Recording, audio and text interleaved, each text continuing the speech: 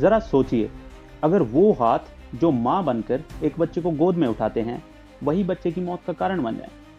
ये कोई आम कहानी नहीं, बल्कि भारत की सबसे खौफनाक बहनों की असली कहानी है। रेणुका शिंदे और सीमा की कहानी। दो बहनें जो अपनी माँ के साथ मिलकर मासूम बच्चों को किडनैप करती, उन्हें अपने काम के लिए इस्तेमाल करती और जब जरूरत खत्म हो जाती तो उन्हें मौत के घाट उतार देती थी। आप देख रहे हैं द डार्क फाइल्स और आज हम खोलेंगे the file of deadly sisters. इस वीडियो में आप सुनेंगे कि कैसे रेणुका, सीमा और उनकी मां अंजना बाई ने अपने बचपन की गरीबी और तकलीफ को अपने सबसे बड़ी ताकत बनाया। कैसे वो बच्चों को किडनैप करती थी और उन्हें अपने अपराध के लिए शील्ड की तरह इस्तेमाल करती थी। और सबसे इम्पोर्टेंट, हम समझेंगे कि इन बहनों की मानसिकता के बारे में। क्या यह सब पैसों के लिए था या कुछ और एक खतरनाक सोच के कारण किया गया था। रेणुका और सीमा का बचपन गरीबी में बीता। उनकी मां अंजना बाई एक छोटी मोटी चोर थी जो अपनी बेटियों को भी चोरी के काम में लगाती थी। जब वो बड़ी हुई तो यह काला धंधा और भी खतरनाक हो गया। रेणुका और सीमा भीड़ भरे इलाकों में जाती, जहां खेलते हुए या अकेले छोड़े गए बच्चों को देखकर उन्हें उठा लेती थी।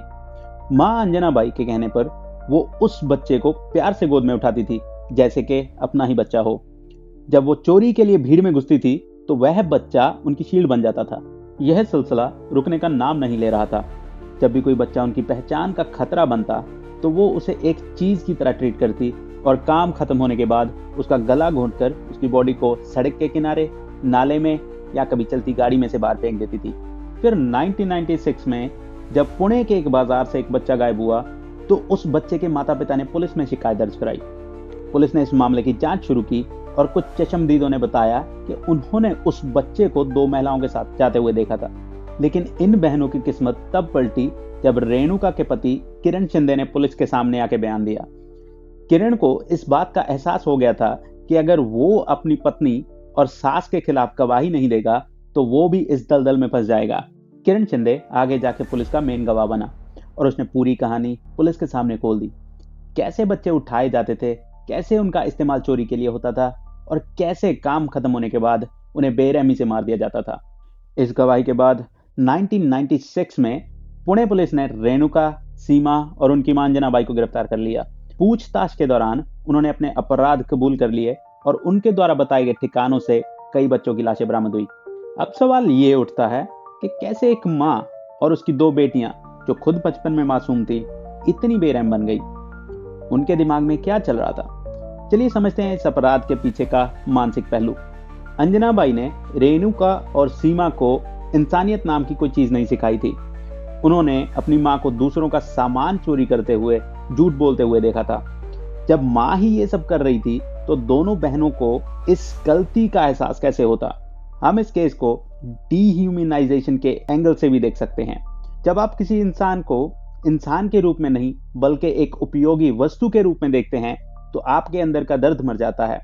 रेणुका और सीमा के लिए वे बच्चे सिर्फ एक एसेट की तरह थे, ना कि जीते जागते इंसान। एक्सपर्ट्स के अनुसार इन बहनों में एंटी सोशल पर्सनैलिटी डिसऑर्डर के साइन देखने को मिले थे, जिसमें ना तो एम्पैथी होती है, ना ही किसी के दर्द का एहसास।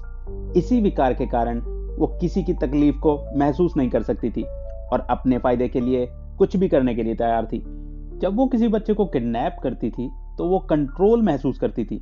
जैसे जैसे उनकी डोमिनेंस बढ़ती गई, उनका आत्मविश्वास भी बढ़ता गया और वो पकड़े जाने के डर से परे हो गई।